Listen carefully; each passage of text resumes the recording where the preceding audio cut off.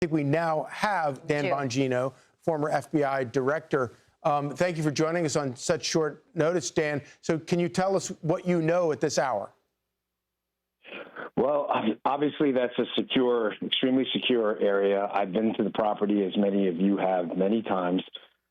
Breaching the property, if what we have from the early reports is accurate, and we have no reason to believe otherwise, with a gas can and a shotgun, it appears the intent seems built in. That side of the property, the north side of the property over there, they've made a number of significant security enhancements. I know the director now, who had been the SAC special agent in charge, Director Curran now was a special agent in charge of former President Trump's detail between 45 and 47, obviously, is very familiar with the property. They made, again, a number of very significant technology enhancements. They put a lot of money into securing the location. But ultimately, in the end, you know, there was an interdiction here by a human being, and they're going to be the ones who are obviously the decision makers. And it appears from the early reporting, and we'll see what comes out, that they you know, in order to enact any kind of deadly force, which happened in this case, you have to have a fear of serious physical injury or death. It appears the agent or officer who was involved thought that to be the case.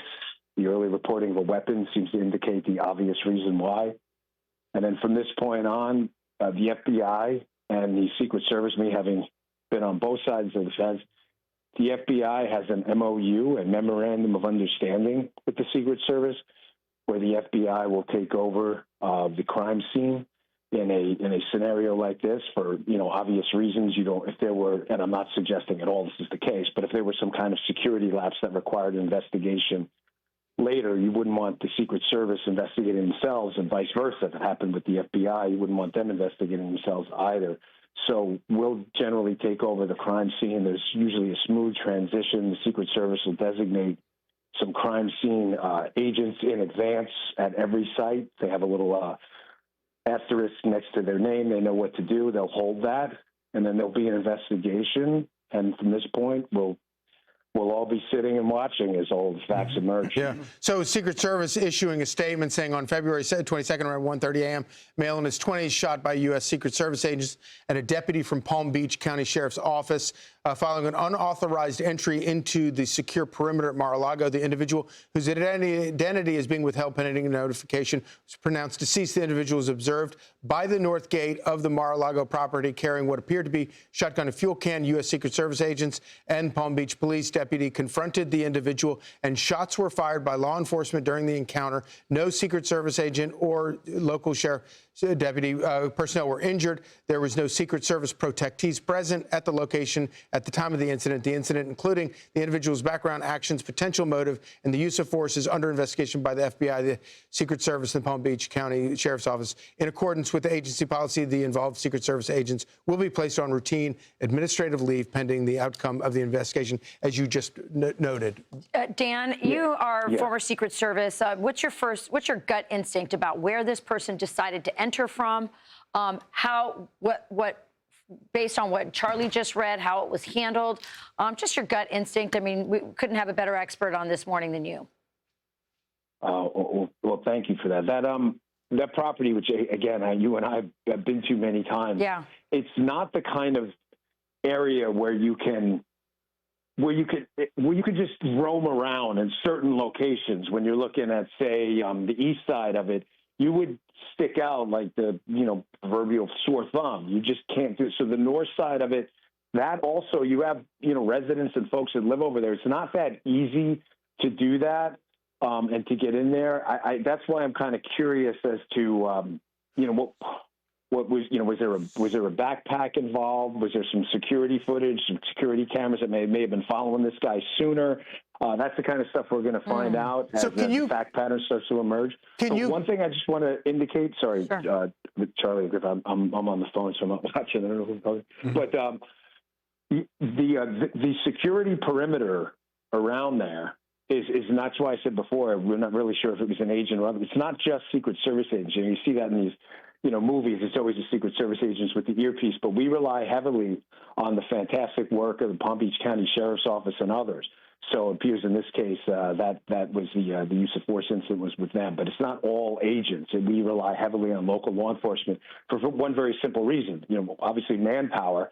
But the second reason is they know the terrain better than anyone. That's their county. They're down there all the time. So I'm sorry. Go ahead. So real quickly, can you confirm that the North Gate is the gate that we normally go in and out of if you're visiting Mar-a-Lago? Or is there also a gate on the actual north side, as you just mentioned right there, where that butts up against that neighborhood where there are actual residents who live? Is there a gate up there that is called the North Gate, or is the one that goes out onto US 1? I'm just operating off preliminary reporting, and I don't want to get ahead of the story for the guys. I want to be very clear on that. It's very important for them to, during the press conference, I think we're going to get a good amount of information. But, folks can see who've been there how the terrain is different on each side. Each presents a different variable security-wise for the Secret Service. So depending on where the entrance was is going to dictate a lot of what went into the decision to use deadly force in that case. Yeah, and so Dan, we want to lean into your experience as a Secret Service agent and understanding these sorts of things. And from the Secret Service spokesman, Anthony Guglielmi's statement that Charlie just read, we learned that there were no protectees present. And this, of course, if it happens at 1:30 a.m., it's one thing I can imagine perhaps when you are with your protectee, particularly when it is the President of the United States, the entering of a threat matrix. But it appears this sort of came perhaps out of nowhere and really took the agents and the sheriff's deputies by surprise because, of course, President Trump wasn't on the premise at the time. Walk us through what it's like when you are having to guard the gate, as you will, in the dead of night, when you least perhaps expect an attack like this. Yeah, having stood post in a lot of midnights, the old adage was kind of like hurry up and wait. You hurry up and then you wait for hours, and then something else happens, and then you hurry up and wait, and you have to overcome that cerebral inertia, staring out at the water for hours, and then these things happen, and you have to make at night. Think about this: put yourself in the agent, or in this case, it appears to be a deputy's shoes. You've been at it. It's 1:30 in the morning. It's not a natural time to be up. We're not nocturnal beings. Nothing has happened for the past, say, couple hours. If you came on at 10 o'clock or whatever, thank the Lord. And then in seconds, in microseconds, you have to make a life or death decision as some, suspect perpetrator, in this case, appears, according to the early reporting, with a weapon. Tries to infiltrate the property. It's probably the most difficult job in the world. And then, by the way, your actions are going to be scrutinized, for years. And fairly enough, that's what everybody signs up for. It's not a sob story, and no one's asking it to be one. But I just, trying to provide some context to it, because I've been on both sides, having been the guy standing the post, in addition to having been in the FBI, where, we're doing the after-action analysis. I've seen both sides of it. It's really... it's a really difficult job. I'm Steve Doocy. I'm Brian Kilmeade. And I'm Ainsley Earhart. And click here to subscribe to the Fox News YouTube page to catch our hottest interviews and most compelling analysis.